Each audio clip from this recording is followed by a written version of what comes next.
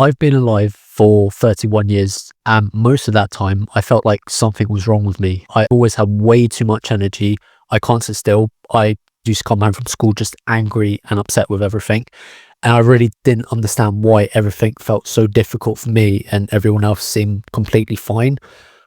It took me 31 years to figure out what was actually going on and to finally build a life that works with my brain instead of against it. These are the most important lessons I've learned in my entire time being alive, and I'm going to give it to you guys. All right, so I've always had way more energy than the average person, and I'm not just saying that as a weird brag.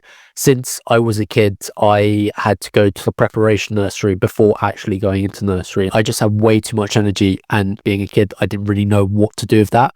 My energy levels would spike immediately. I'd be in hysterics with my friends for like a couple of hours, and then I would just crash. My parents were genuinely concerned. I know every kid has a lot of energy. Like, I get that having my own kid now, but I went to doctors quite a lot of times and they never really figured out what it was.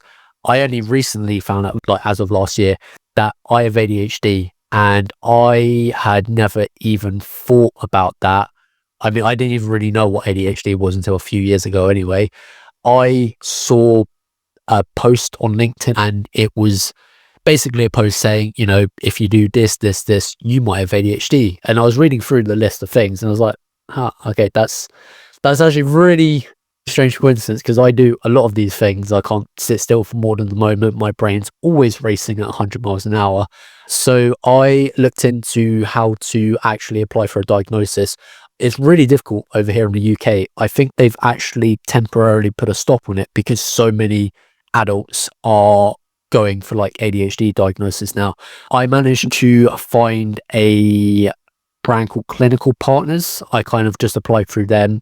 It took maybe 3-4 months. I had a virtual call with someone. They asked me a bunch of questions, went away, analyzed everything, and turns out I do have ADHD and some slight autism as well, which I never even considered, to be honest.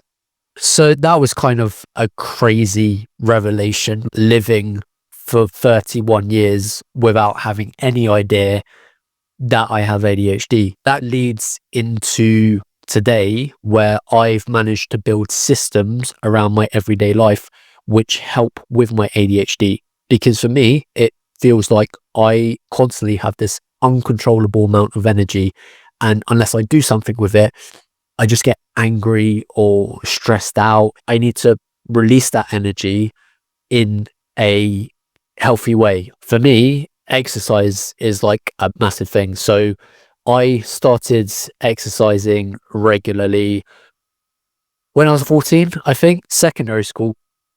That was a big change for me because honestly, it was terrifying. I think it's overwhelming for everyone, but I hated my time at secondary school for the most part. I was bullied. I was always angry because I was being bullied and teased. My mum would come and pick me up.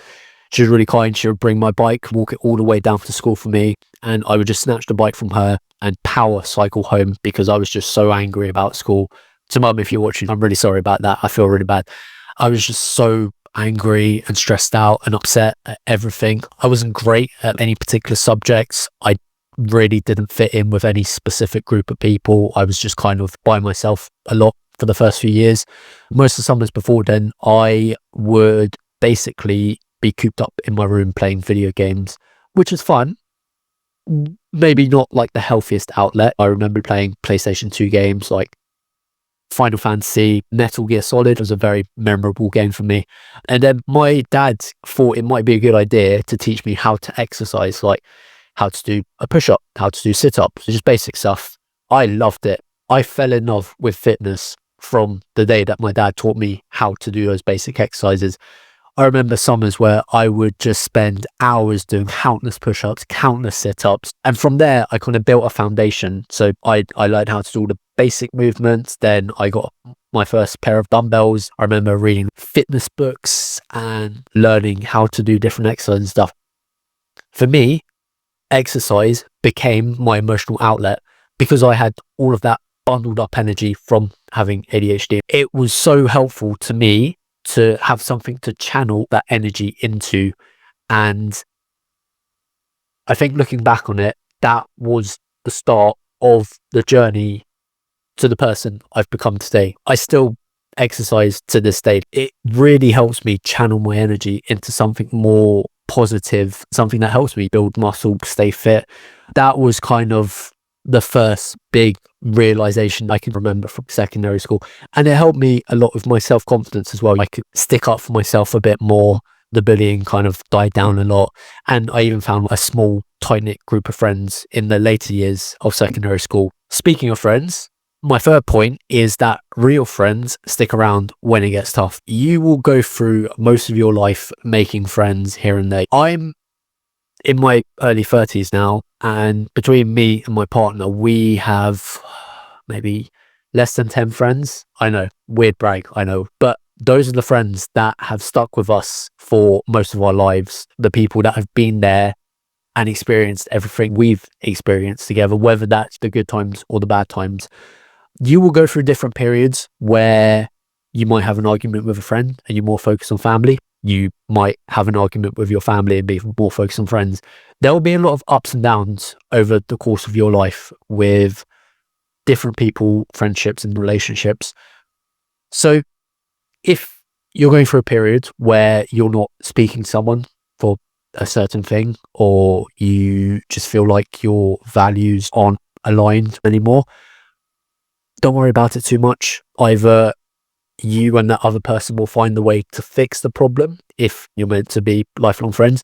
As harsh as it sounds, just focus on the people that put the effort into their relationship with you as much as you do with them. That brings me on to a slightly more difficult point, but I do genuinely feel like it could help a lot of people if I share this. I had a childhood best friend called Mikey, who I've known since I was 4, I want to say. We went to primary school together, went to different secondary schools, kind of met up after that, hung out, played football and stuff. It was genuinely, it was like my brother. It was just so easy to talk to him, and he used to come out on nights out with us, and he was the life of the party.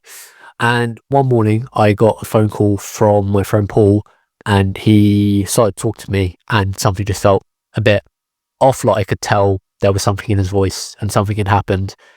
And he told me that Mikey had passed away, and I genuinely didn't know what to do. Like I think my brain just shut down, and I just kept asking him to repeat what he said over and over again, because I think even though I heard the words, I was just in complete denial about it happening.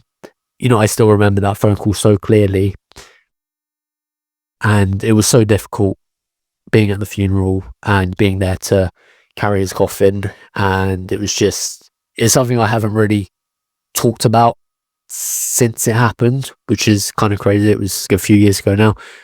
But my biggest takeaway from everything that happened was not to take anything for granted. It's so easy to get so used to your everyday life and the people around you. But the key lesson that I want to share with you guys is to just not take anything for granted.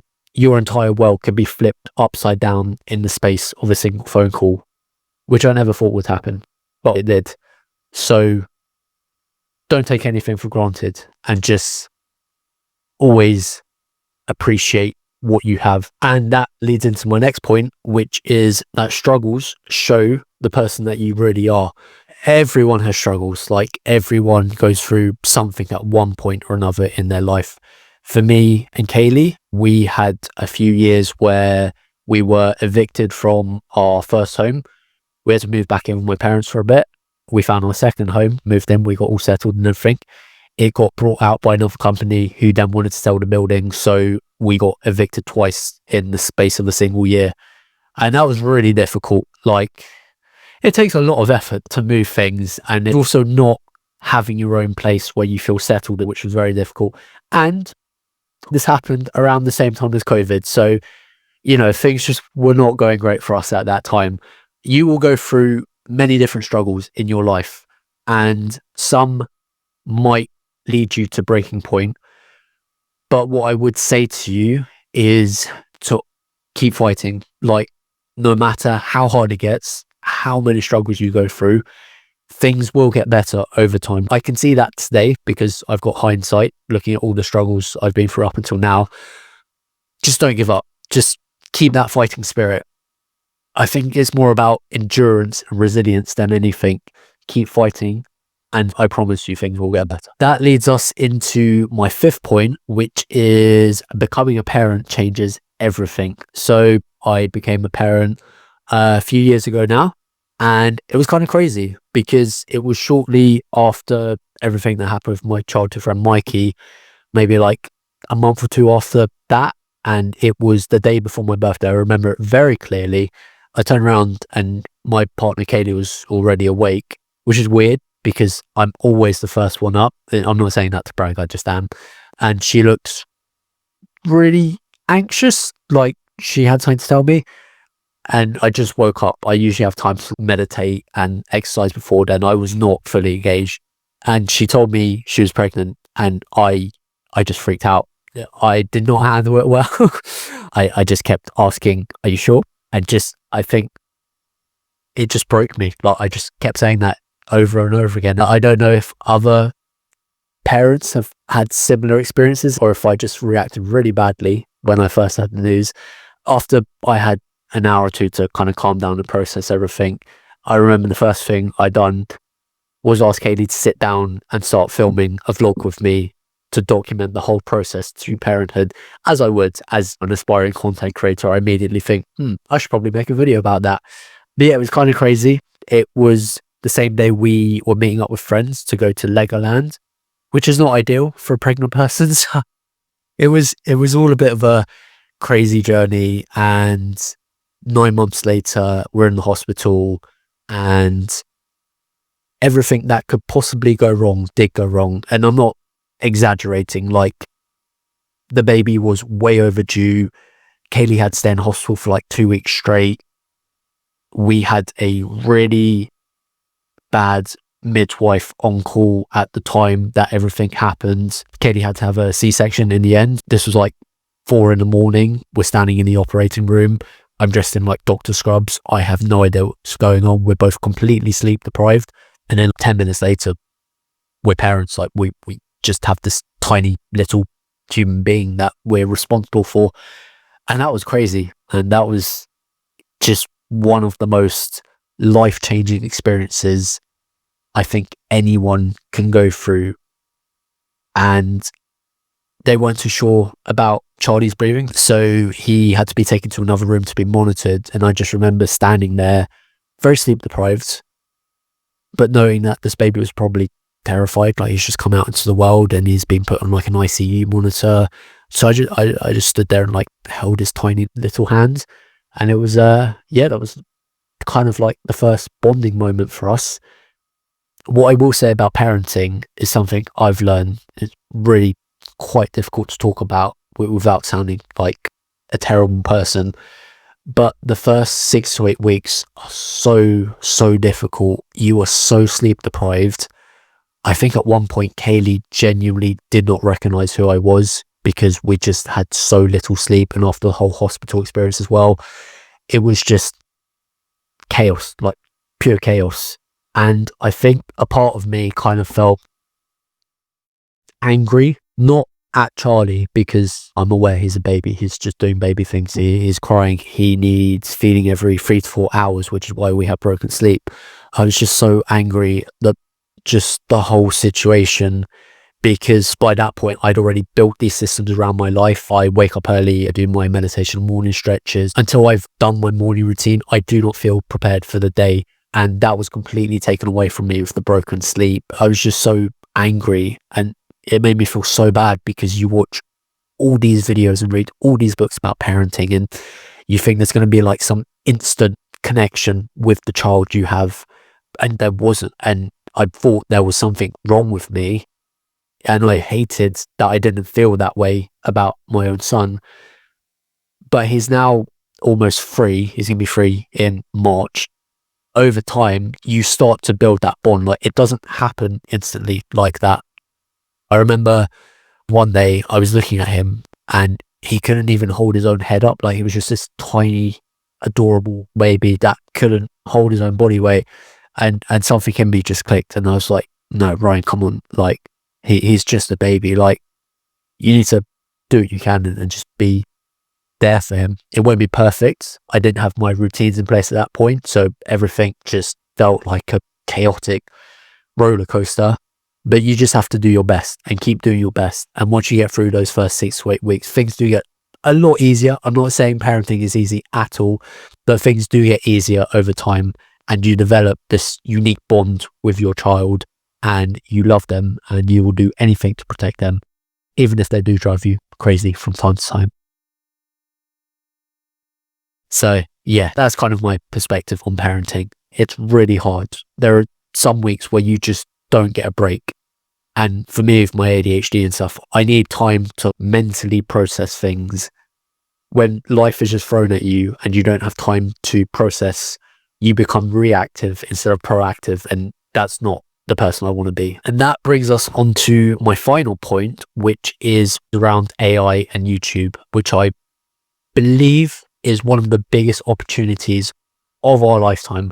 So I've always loved watching YouTube videos. Like, I grew up watching Smosh, Nigahiga, all the OG YouTube channels that were there when YouTube first started. I remember just going over to my friend's house and binge watching YouTube videos, and it was just a way to connect to other people without having to see them in real life, which is a really weird concept, but you kind of get drawn into their lives. That was kind of when it was more about the person than the vlogging and the entertainment.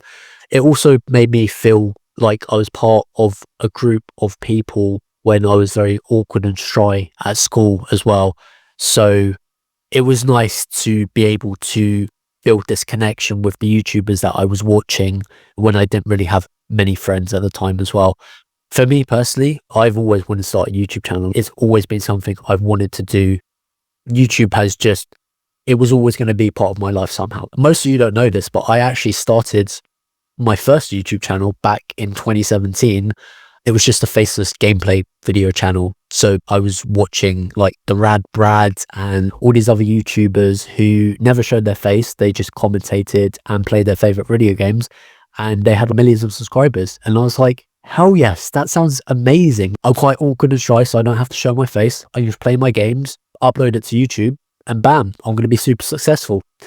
I could not have been more wrong. So I started with just faceless gameplay videos, which was kind of fun, but you can't really build a connection with your audience when you're not being seen or speaking to them. So then I started adding commentary, so still not showing my face, but adding voice over the gameplay. Then eventually, when I felt confident enough, I started showing myself from camera. I'd have the gameplay on screen, and I'd have a tiny little square which shows my face. It was kind of awkward, but you know, I was slowly building up the confidence to do more on my YouTube channel. And then in 2021, I switched up my YouTube channel to a Pokemon card channel. It was amazing. Like, I had an open Pokemon card since I was a kid, and I was like, why don't I pivot the channel a little bit, maybe do a Pokemon card opening, see how it goes.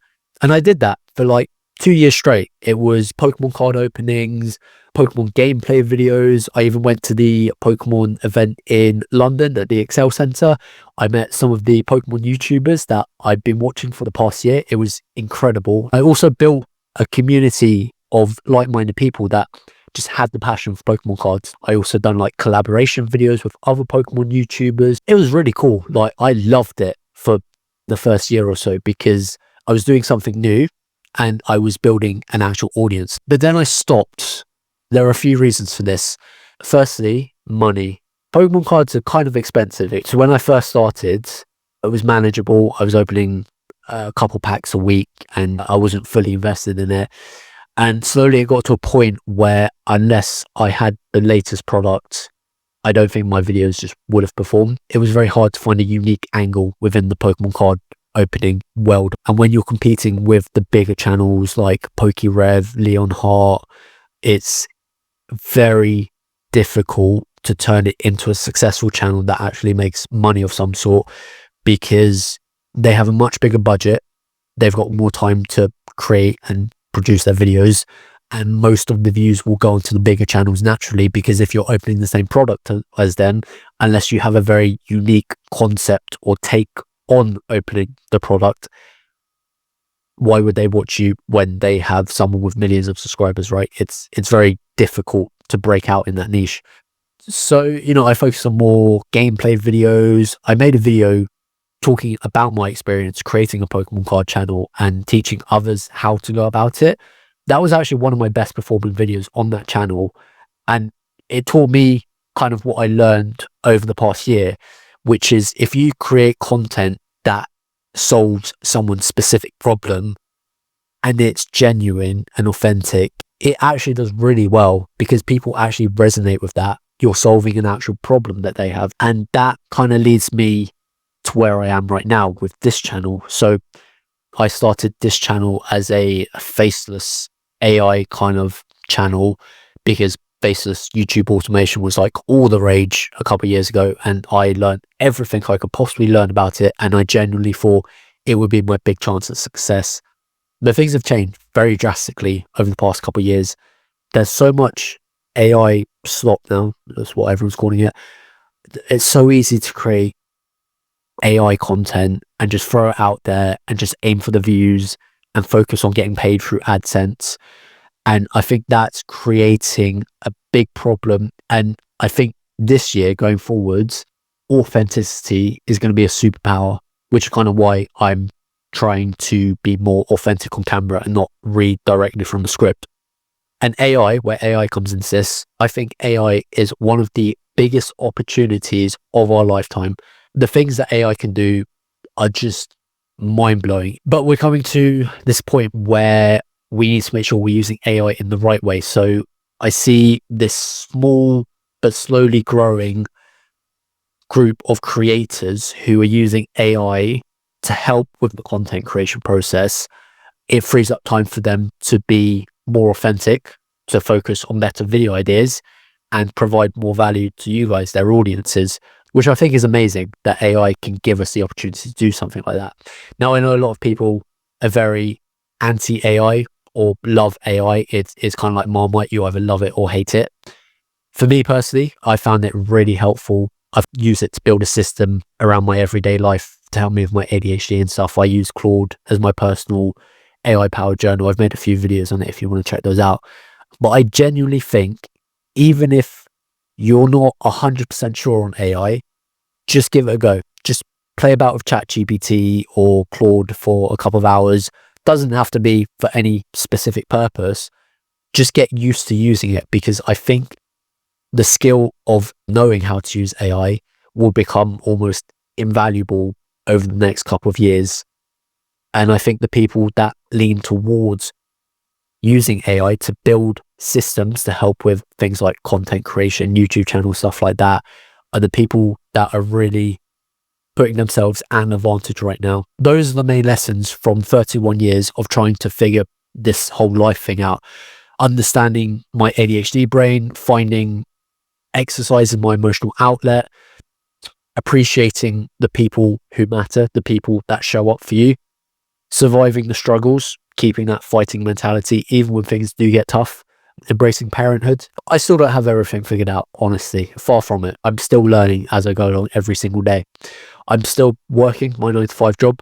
I still haven't made a single penny from this channel or my other YouTube channel, but I'm so confident in YouTube because it's already changed my life so much in terms of my self-confidence and everything I've learned, all the skills from coming up with ideas to filming videos to editing to understanding SEO. I'm so confident if I go all in on YouTube this year, make a minimum of one video a week, which is actually authentic and talks to you guys, I genuinely think it could change my life and it could change other people's lives as well. So that's why I'm going all in on this. If you're like me, you have ADHD and you're trying to use AI to simplify your life, if you're building something on the side while working full time, I'm actually creating something specifically for you. It's basically everything I've learned about using AI to work with my ADHD to help me create more authentic content consistently without burning out.